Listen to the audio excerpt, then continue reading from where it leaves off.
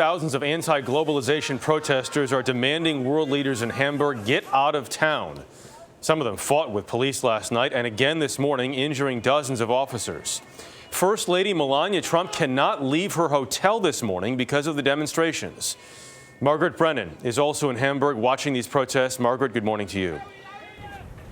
Good morning. The future of free trade and damage to the environment are contentious topics at the G20, and it's anger over some of those very same issues that brought left-wing activists into the streets of Hamburg.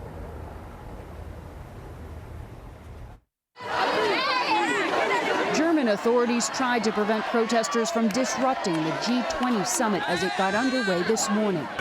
Police dressed in riot gear forcibly removed several demonstrators, staging a sit-in to block the arrival of world leaders.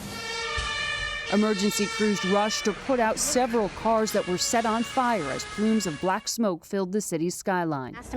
German-American activist Emily LaCour helped organize the protests. These protests are against the violence of the G20. We believe that there is no hope coming from the G20.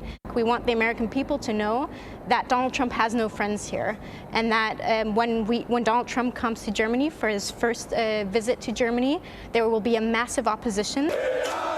LaCour and her fellow left-wing activists hold G20 leaders responsible for a host of problems, including climate change, the migration crisis, and economic inequality.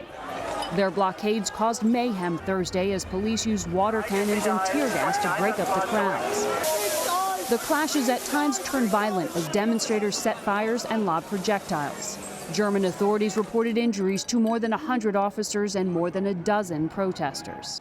This demonstration is a smattering of anti-establishment, anti-capitalist protesters, and German authorities sent out 15,000 police to try to keep them under control. Violence at international summits like this are nothing new.